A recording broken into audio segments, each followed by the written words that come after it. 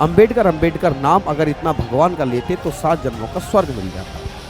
कि पक्ष और विपक्ष के सांसदों के बीच धक्का मुक्की होगी। धक्का मुक्की हुई उसी समय उड़ीसा के बालासोर से आने वाले सांसद प्रताप सारंगी साहब को चोट लगी। लोगों ने कहा कि चोट उनकी गंभीर थी।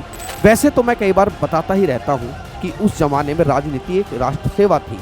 राजनीति में द्वंद्व प्रतिद्वंद होने लाजमी थे, लेकिन वो इस लेवल पर नहीं होते थे कि लोग निजी रूप से किसी पर हमला करें। दूसरा गोलमेज सम्मेलन 1931 में हुआ, जिसमें गांधी जी भी गए।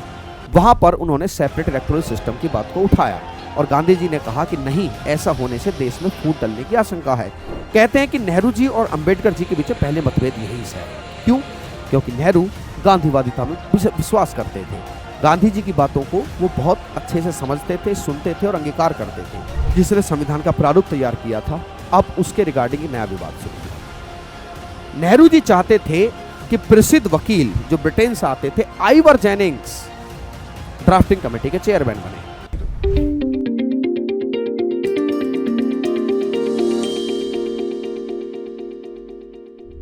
आरजी ज्ञान सबसे सटीक। नमस्कार, जय हिंद साथियों, स्वागत है आप सभी लोगों का आरजी ज्ञान पर। मैं सुशांत कुमार हाजिर हूं फिर एक नई जानकारी के साथ। मेरे प्यारे साथियों, इस समय एक बात को लेकर बहुत हो हल्ला मचा हुआ है। हो हल्ला इस बात का है कि बीजेपी सरकार से संबंधित गृह मंत्री अमित शाह साहब ने अंबेडकर जी का अपमान किया है। चर्चा कहां से शुरू हुई? चर्चा शुरू हुई सदन में बोलते हुए। सदन में बोलते हुए जैसे ही अंबेडकर जी का कोई चर्चा आई, तो उस चर्चा के दौरान अमित शाह जी ने कहा कि आजकल अंबेडकर जी का नाम लेना एक फैशन सा बन गया है। अंबेडकर अंबेडकर नाम अगर इतना भगवान का लेते तो 7 जन्मों का स्वर्ग मिल जाता। देखिए, राजनीति में मुद्दे होते नहीं हैं, राजनीति में मुद्दे बनाए जाते हैं। और इसी प्रकार ये मामला भी एक राजनीतिक मुद्दा बन गया। और राजनीतिक मुद्दा इस लेवल पर बन गया कि लोगों ने कहना शुरू किया कि भैया अमित शाह साहब ने अंबेडकर जी का अपमान किया है। देखिए, पक्ष और विपक्ष दो जो माहौल होते हैं सदन में, ऐसे में विपक्ष को एक मुद्दा चाहिए था। और विपक्ष, देखिए, मुद्दा चाहिए था, विपक्ष ने मुद्दा बनाया या नहीं बनाया, वो एक पॉलिटिकल अप्रोच है, उस पर जाने दीजिए। विपक्ष ने कहा कि पूरी तरीके से अपमान किया गया है अंबेडकर जी का। और जब ये अपमान करने की बातचीत आई, तो होते होते जब सदन के बाहर विपक्ष के सांसद धरना दे रहे थे, उसी बीच एक घटना आती है कि पक्ष और विपक्ष के सांसदों के बीच धक्का मुक्की होगी। धक्का मुक्की हुई उसी समय उड़ीसा के बालासोर से आने वाले सांसद प्रताप सारंगी साहब को चोट लगी। लोगों ने कहा कि चोट उनकी गंभीर थी। और एक और सांसद हैं जिनको धक्का मुक्की में चोट लगी। इस धक्का मुक्की का आरोप लगा किस पर? राहुल गांधी पर, कि राहुल गांधी जी ने धक्का मुक्की की है। राहुल गांधी ने कहा कि साहब, हम तो धरना प्रदर्शन कर रहे थे, संसद के अंदर जाना चाहते थे, और आने के क्रम में इन लोगों ने हमारा रास्ता रोका या जो भी है, हमारा धक्का मुक्की हुई। और इस धक्का मुक्की में एक व्यक्ति को धक्का दिया या नहीं दिया, लेकिन एक शख्स ऐसा था जो किस पर गिरा? प्रताप सारंगी जी के ऊपर गिर जाता है और उनको चोट लग जाती है। ये तो वो है जो आज चल रहा है, ये वो है जो आज चल रहा है। इतना सब होने के बावजूद पक्ष भी कहां पीछे रहने वाला था? पक्ष ने भी एक स्टेटमेंट दिया। पक्ष ने कहा कि नेहरू जी अंबेडकर जी के लिए नफरत जग जाहिर है। मतलब वो कांग्रेस जो आज मेरी बात को यह कह रही है कि मैंने अंबेडकर जी का अपमान किया है, अंबेडकर जी के प्रति नेहरू जी की नफरत जग जाहिर थी। नेहरू जी की किताब में एक पत्र का उल्लेख मिलता है, जब पीसी राव ने लिखकर नेहरू जी को कहा था कि अंबेडकर मंत्रिमंडल से इस्तीफा देने की बात कर रहे हैं, तब नेहरू ने कहा था कि अंबेडकर के जाने से मंत्रिमंडल पर कोई फर्क नहीं पड़ेगा। यह है हालिया घटनाक्रम। लेकिन चर्चा अब इस बात की उठनी शुरू हो गई कि sir, what is the reality? क्या इनकी बात में कुछ दम है? क्या ये जो कह रहे हैं, क्या नेहरू जी के वास्तव में अंबेडकर जी संबंध खराब थे? इस बात की हमें आज विवेचना करनी होगी। आज का सेशन मेरे प्यारे साथियों इसी बात पर आधारित है। मैं आज इसी बात की विवेचना करने की कोशिश करूंगा कि आखिरकार वास्तविकता थी क्या। इस वास्तविकता को जानने के लिए हमें इतिहास के पन्नों को पलटना होगा। और जब हम इतिहास के पन्ने पलटते हैं तो हमें अंग्रेजी राज में जाना होता है, जहां से पता चलती है कि दो नेताओं के बीच के आपसी संबंध कैसे थे। वैसे तो मैं कई बार बताता ही रहता हूं कि उस जमाने में राजनीति एक राष्ट्र सेवा थी। राजनीति में द्वंद्व प्रतिद्वंद होने लाजमी थे, लेकिन वो इस लेवल पर नहीं होते थे कि लोग निजी रूप से किसी पर हमला करें। ठीक है, इसका सबसे बढ़िया एग्जाम्पल संविधान सभा में देखने को मिलता है। वो लोग एक दूसरे का विरोध भी करते थे, एक दूसरे की बातों से सहमत असहमत भी होते थे, लेकिन कभी ऐसा नहीं हुआ कि निजी रूप से किसी ने किसी पर हमला किया हो। लेकिन वर्तमान में राजनीति आज जिस लेवल पर जा चुकी है, अब राजनीति देश सेवा तो बहुत पीछे रह गई है, लेकिन अब निजी हमलों का कोई मौका लोग अपने हाथ से जाने नहीं देते हैं इस राजनीति के चलते। चलिए थोड़े से इतिहास के पन्नों को पलटा जाए और देखा जाए कि नेहरू जी और अंबेडकर जी के संबंध कैसे थे। डॉक्टर भीमराव साहब अंबेडकर के संबंध कैसे थे, इस कहानी की सबसे पहली शुरुआत होती है सेपरेट इलेक्टोरल सिस्टम से। मेरे प्यारे साथियों, एक ऐसी व्यवस्था जिसे हिंदी में पृथक निर्वाचन प्रणाली कहते हैं, जो 1909 में आई। 1909 में मार्लियामेंट सुधारों से अंग्रेजों ने मुसलमानों को एक अधिकार दिया। अधिकार क्या था? अधिकार था कि भाई मुस्लिम बहुल क्षेत्र में मुसलमान ही कैंडिडेट होंगे और मुसलमान ही वोट दे सकते हैं। इस प्रकार उनके हितों की रक्षा करने की बात की गई। लेकिन जैसे जैसे कहानी आगे बढ़ी, उसी समय अंबेडकर साहब जी को एहसास होने लगा कि दलित वर्ग को भी इस सेपरेट इलेक्टोरल सिस्टम की जरूरत है। अर्थ क्या हुआ इस बात का? अर्थ ये हुआ कि दलित बहुल क्षेत्र में दलित ही कैंडिडेट हो और दलित ही उसको वोट करने चाहिए। साइमन कमीशन भारत आया और साइमन कमीशन से बातचीत करने के लिए अंबेडकर साहब को नियुक्त किया जाता है। साइमन कमीशन की रिपोर्ट्स पर विचार करने के लिए गोलमेज सम्मेलनों का आयोजन होना था। आप जानते होंगे बाबा साहब अंबेडकर साहब की एक समर्पण भाव इस कदर था कि डायरिया और फीवर होने के बावजूद भी गोलमेज सम्मेलनों में भाग लेने पहुंचे थे। वो एक ऐसे भारतीय के रूप में जाने जाते हैं जिन्होंने तीनों गोलमेज सम्मेलन में भाग लिया। दूसरा गोलमेज सम्मेलन 1931 में हुआ, जिसमें गांधी जी भी गए। वहां पर उन्होंने सेपरेट इलेक्टोरल सिस्टम की बात को उठाया और गांधी जी ने कहा कि नहीं, ऐसा होने से देश में फूट डलने की आशंका है और समाज विभाजन की तरफ बढ़ चलेगा। गांधी जी अंबेडकर साहब की दलितों के लिए पृथक निर्वाचन प्रणाली की मांग को जो मांग रहे थे, गांधी जी उसको इनकार करने की कोशिश करते हैं। यहीं से एक मतभेद होना शुरू होता है। कहते हैं कि नेहरू जी और अंबेडकर जी के बीच पहले मतभेद यहीं से आए। क्यों? क्योंकि नेहरू गांधीवादिता में विश्वास करते थे। गांधी जी की बातों को वो बहुत अच्छे से समझते थे, सुनते थे और अंगीकार करते थे। तो उन्होंने लगा कि अंबेडकर साहब जैसे गांधी जी की नीतियों का विरोध कर रहे हैं, ऐसे में पहला खटास वहां पर पैदा होनी शुरू हुई कि आप गांधी जी की बातों को इग्नोर कैसे कर सकते हैं। उसके बाद प्रधानमंत्री रैमसे मैकडोनाल्ड जो सेपरेट इलेक्टोरल सिस्टम देता भी है, उसके बाद गांधी जी अनशन पर बैठ जाते हैं कि आखिरकार मेरे इतना कहने के बावजूद भी क्यों तो अंबेडकर नहीं माने। और क्या चाहता है रैमसे मैकडोनाल्ड, जिसने दलितों को पृथक निर्वाचन प्रणाली दे दी है? वो पूना में जब जेल में बंद थे तो उसमें वो वहीं पर अनशन पर बैठ जाते हैं और बाकी सभी लोग दबाव बनाते हैं अंबेडकर जी पे कि देखिए गांधी जी बहुत बड़ी हस्ती हैं, अगर उन्हें कुछ हो गया तो बहुत कुछ सहना पड़ सकता है, अतः पूना पैक्ट होता है।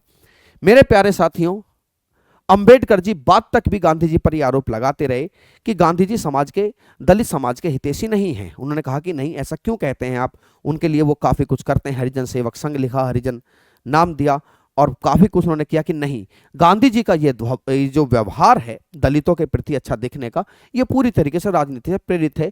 इस बात को वो कहते हुए कभी हिचके नहीं। इसमें क्या सच्चाई है वो मैं आप पर छोड़ देता हूँ। दूसरा विवाद सामने आता है जब भारत छोड़ो आंदोलन शुरू हुआ। भारत छोड़ो आंदोलन में क्या हुआ आप सभी जानते हैं। ब्रिटिश सरकार दमन चक्र पे उतर आई थी और इसी दमन चक्र के चलते सब लोग ब्रिटिश सरकार की खिलाफत कर रहे थे। मेरे प्यारे साथियों, उसी समय नेहरू जी ने अंबेडकर जी का फिर विरोध किया कि अंबेडकर जी क्या कर रहे हैं। अंबेडकर जी उस वायसराय की काउंसिल में लेबर मेंबर के रूप में शामिल हैं जो वायसराय हमारे लोगों पर अत्याचार करवा रहा है। ऐसी स्थिति में उन्हें इसमें शामिल नहीं होना चाहिए। दूसरी खटास भारत छोड़ो आंदोलन के दौरान देखी जा सकती है। फिर धीरे धीरे बात स्पष्ट होने लगी कि भारत आजाद होगा। संविधान सभा को लेकर चर्चा शुरू हुई। ये मेरे पीछे वो तस्वीर है। इस तस्वीर में लेबर मेंबर के रूप में आप डॉक्टर BR अंबेडकर को देख सकते हैं, जो वायसराय की लेबर मेंबर के रूप में काउंसिल में शामिल हुआ करते थे। फिर कहानी शुरू हुई संविधान को लेकर। अब जो मैं बताने जा रहा हूं, शायद आप लोगों को बहुत ज्यादा विश्वास इस बात पर ना हो। विश्वास होगा तो ये इस कदर होगा, मतलब वो सोच कर होगा कि नहीं यार, ऐसा नहीं हो सकता। मेरे प्यारे साथियों, अंबेडकर जी जहां से आते थे, बंबई प्रेसिडेंसी से, संविधान सभा में 296 सदस्यों का चुनाव होना था। लोगों ने, उस समय के पॉलिटिकल पार्टीज ने डॉक्टर अंबेडकर साहब को इस योग्य समझा ही नहीं कि उन्हें 296 सदस्यों में जगह दी जानी चाहिए। जी हां, वही अंबेडकर साहब जो ड्राफ्टिंग कमेटी के चेयरमैन बने, वही अंबेडकर जिन्हें आधुनिक मनु कहा जाता है, वही अंबेडकर जिनके बारे में कहा जाता है कि संविधान के निर्माता हैं, उन्हें संविधान सभा में जगह ही नहीं दी गई 296 सीटों में। और यह सब हो रहा था बंबई से। बंबई के उस समय के CM BG खरे भी नहीं चाहते थे कि उनको क्या मिले, उनको संविधान सभा में जगह मिले। एक पुस्तक जिसका नाम है Ambedkar the making of the Indian constitution, HV हांडे साहब की लिखी हुई ये पुस्तक में इस घटना की जानकारी मिलती है। वो बताते हैं सरकार की हुआ क्या था कि बीजी खरे साहब ने अनुसूचित जाति संघ से भी कह दिया था कि आप अंबेडकर जी को सपोर्ट नहीं करेंगे, हम नहीं चाहते कि अंबेडकर चुनकर संविधान सभा में जाएं। बीजी खरे कांग्रेसी नेता, और उस समय आप ये नहीं कह सकते कि कांग्रेस के इन नेताओं के डिसीजन नेहरू जी से परे रहे होंगे, कहीं ना कहीं तो था, कोई ना कोई, मतलब सीधी बात है कि नेहरू जी को हर डिसीजन में शायद नेहरू जी इन्वॉल्व होते ही होंगे। तो लोगों ने ये कहा कि उस समय नेहरू जी में की जैसी पकड़ थी कांग्रेस पर, तो कांग्रेस का कोई भी नेता स्वायत्त डिसीजन लेने के मूड में उस समय दिखता नहीं है। उसी समय जब इन्होंने कहा कि भाई अपने अब जहां से आते थे अंबेडकर वहां से तो जगह नहीं मिली, उसके बाद आगे आए जोगेंद्र नाथ मंडल। जोगेंद्र नाथ मंडल बंगाल से आने वाले एक दलित नेता, उन्होंने कहा कि आप टेंशन मत लीजिए, हम आपको संविधान सभा में पहुंचाएंगे। और संविधान सभा में जैसोर कुरना नामक सीट से इलेक्शन अंबेडकर साहब को लड़ाया गया और उन्हें संविधान सभा में भेजा गया। लेकिन तभी एक अजीब घटना हुई। अजीब घटना क्या हुई? भारत दो भागों में विभक्त हो गया, भारत और पाकिस्तान। पाकिस्तान दो भागों में, एक पूर्वी पाकिस्तान, एक पश्चिमी पाकिस्तान, एक पूर्वी पाकिस्तान। जैसुल कुरना सीट पूर्वी पाकिस्तान में चली गई और पाकिस्तान के लिए एक संविधान सभा की घोषणा हो चुकी थी। तो इसका अर्थ यह हुआ, चूंकि जैसुल कुरना पूर्वी पाकिस्तान में चला गया, तो अंबेडकर जी को इलेक्शन अब कहां से लड़ना पड़े? इलेक्शन में एक तरीके से वो कहां की सीट पर चले गए हैं? पाकिस्तान की सीट पर। लेकिन वो संविधान सभा के सदस्य बनना चाहते थे भारत का। अब तुम्हारी सीट तो भारत में रही नहीं है, उनके इलेक्शन को कैंसिल घोषित किया गया। यानी कि जोगेंद्र नाथ मंडल के प्रयासों के बावजूद भी अब फिर से अंबेडकर जी खाली थे। अब अंबेडकर जी को फिर संविधान सभा में कोई जगह नहीं थी। तभी अंबेडकर जी कुछ बात कहते हैं सभी लोगों से कि अगर मुझे संविधान सभा में जगह नहीं दी गई तो मैं इसे इतना बड़ा पॉलिटिकल मुद्दा बनाऊंगा, तुम देखना। सब लोग डरे कि भाई अब तो कुछ करना पड़ेगा। आखिर में आकर बंबई में M.R. जयकर की सीट को खाली कराया गया। कहा कि अब आप इस सीट से लड़कर कहां पहुंच जाइए? संविधान सभा में आ जाइए। यानी कि अंबेडकर जी का संविधान सभा में आना कोई एक सहज प्रक्रिया से नहीं हुआ था। उन्हें संविधान सभा में आने के लिए उतना ही संघर्ष करना पड़ा जितना संघर्ष वो अपनी जिंदगी में करते चले आ रहे थे। आखिरकार वो क्या बने? संविधान सभा के सदस्य बने। संविधान बनने की कहानी शुरू हुई। फिर कहानी आती है ड्राफ्टिंग कमेटी के चेयरमैन बनने की। ड्राफ्टिंग कमेटी का चेयरमैन, जिसे प्रारूप समिति कहते हैं, जिसने संविधान का प्रारूप तैयार किया था, अब उसके रिगार्डिंग नया विवाद शुरू हुआ। नेहरू जी चाहते थे कि प्रसिद्ध वकील जो ब्रिटेन से आते थे, आइवर जेनिंग्स, ड्राफ्टिंग कमेटी के चेयरमैन बने। ये वही आइवर जेनिंग्स हैं जिन्होंने पाकिस्तान, बांग्लादेश, नेपाल और श्रीलंका का संविधान बनाने में भूमिका अदा की है। और मैं जिन 4 देशों के नाम लिए, उनके संविधान की क्या स्थिति आप सभी जानते हो, बेड़ा गर्क हो चुका है। तो इन्हीं आइवर जेनिंग्स को चाहते थे नेहरू जी। तब गांधी जी ने कहा कि सुनिए नेहरू, हमारे देश साथ में एक बहुत बड़ा व्यक्ति है जो कानून का अच्छा जानकार है, आप उनको बनाइए ड्राफ्टिंग कमेटी के चेयरमैन। और इस प्रकार नेहरू जी के दबाव में, गांधी जी के दबाव में नेहरू जी सहमत हुए इस बात पर कि आइवर जेनिंग्स नहीं, प्रारूप समिति के अध्यक्ष अंबेडकर जी बनेंगे। विवाद की तीसरी वजह, इसका मतलब साफ था कि ड्राफ्टिंग कमेटी के चेयरमैन के रूप में नेहरू जी नहीं चाहते थे कि बाबा साहब अंबेडकर साहब क्या बने? प्रारूप समिति के अध्यक्ष बने। अब चूंकि संविधान तो बन ही रहा था, संविधान बनने के साथ साथ अंतरिम सरकार भी देश में चल रही थी। इस अंतरिम सरकार के प्रधानमंत्री थे पंडित जवाहरलाल नेहरू।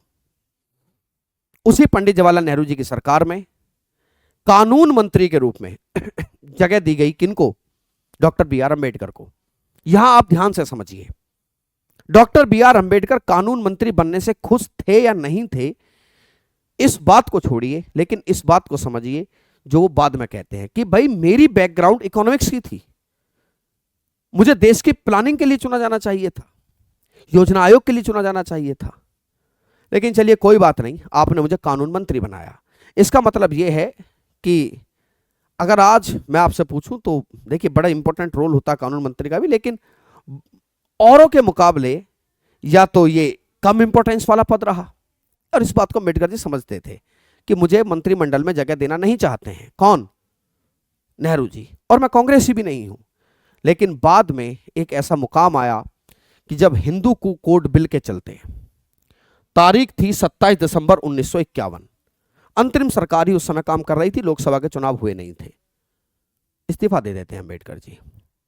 हिंदू कोड बिल में वो महिलाओं को अधिकार देने की बात करते हैं, लेकिन शायद उस समय के कुछ लोगों को ये बात पसंद नहीं थी, और ये बात शायद आज भी लोगों को पसंद नहीं आती है कि महिलाएं पुरुषों के बराबर कैसे हो सकती हैं। ये बिल आया और ये बिल पास नहीं हो सका। कानून मंत्री के रूप में काम कर रहे हैं अंबेडकर जी इस बात को साफ समझ गए कि ये नेहरू जी की असफलता है, या नेहरू जी इसमें कोई इंटरेस्ट ले नहीं रहे हैं। ओबियस बात है। और जब ना वो इंटरेस्ट ले रहे हैं, ना वो प्रधानमंत्री रूप में कामयाब हो रहे हैं, तो ऐसे मंत्रिमंडल में काम करने का मेरे लिए मतलब क्या बनता है? That's why I am leaving the council of ministers. मैं इसको छोड़ रहा हूं, वो छोड़ते हैं। यहीं से वो विवाद खड़ा होता है जिसको कोट किया अमित शाह साहब ने। उन्होंने कहा, देखिए ये बात सच है, वो क्यों इस्तीफा दे रहे थे, उन्होंने ये बहुत सारी बातें अपने पत्रों में इसकी जानकारी दी है अंबेडकर जी ने। हालांकि वो कभी सामने नहीं आई, लेकिन कुछ मीडिया रिपोर्ट्स में आप बात छोटी सी निकल के सामने आती रहती हैं। कहते हैं कि उस समय एक व्यक्ति को पत्र लिखा गया था, एक व्यक्ति ने पत्र लिखा था नेहरू जी को कि यार थोड़ा सोचिए, डॉक्टर बी आर अम्बेडकर कानून मंत्री के पद से इस्तीफा देने का मन बना रहे हैं साहब। बोला जाने दीजिए, कोई फर्क नहीं पड़ता है, अगर वो मंत्रिमंडल चले भी जाएं तो कोई फर्क नहीं पड़ेगा। तो ये विवाद अगला था जो नेहरू जी के साथ हुआ, यानी कि नेहरू जी कोई फर्क नहीं पड़ता था कि वो कानून मंत्री के रूप में जाएं रहें, कोई फर्क नहीं। अभी तक की बात से तो एक बात साफ है कि संबंध बहुत मधुर थे, बहुत मधुर नहीं थे। पॉलिटिकल, निजी रूप से हाँ जरूर सम्मान करते थे नेहरू जी, लेकिन यहां बात जो कि मुद्दा चला है तो यह मुद्दा पूरी तरीके से पॉलिटिकल ही है। तो Nehru ji lapse of the bill, Ambedkar resigns, उस समय की सुर्खियां बनी। अब बात आती है 1952 के इलेक्शन की। 1952 के इलेक्शन में होता क्या है, वो पर्चा भरते हैं अंबेडकर जी बंबई से कि भाई मैं भी इलेक्शन लड़ूंगा। आपको जानकर हैरानी होगी कि नेहरू जी ने अंबेडकर जी के खिलाफ अपने उम्मीदवार सादाब काजरोलकर के पक्ष में प्रचार किया और अंबेडकर जी इलेक्शन हारे। लोकसभा का इलेक्शन अंबेडकर जी हार जाते हैं, लेकिन उनको 1954 में दूसरा मौका मिला। महाराष्ट्र से एक सीट पड़ती है बंडारा, बंडारा सीट में उपचुनाव होने थे। इसी उपचुनाव में अंबेडकर जी फिर से खड़े हुए और उन्होंने इसमें स्पष्ट रूप से नेहरू जी की आलोचना की। उन्होंने कहा कि नेहरू जी को क्या लगता है, मैं बता दूं, नेहरू जी को लगता है कि रूस और चीन से दोस्ती ही सब कुछ है, पश्चिमी देशों से वो दूरी बना बैठे हैं, उनके नजरों अमेरिका कुछ नहीं है। उन्हें लगता है कि केवल चीन और रूस से दोस्ती रखो, सब कुछ सही चलता रहेगा। बात वही निकल कर आई। नेहरू जी ने फिर उनके खिलाफ प्रचार किया और वो बंडारा सीट से भी इलेक्शन हार गए। यानी कि वो 2 बार इलेक्शन लड़े और दोनों ही बार वो क्या होते हैं, दोनों ही बार उन्हें शिकस्त का मुंह देखना पड़ता है। ठीक है, किसके?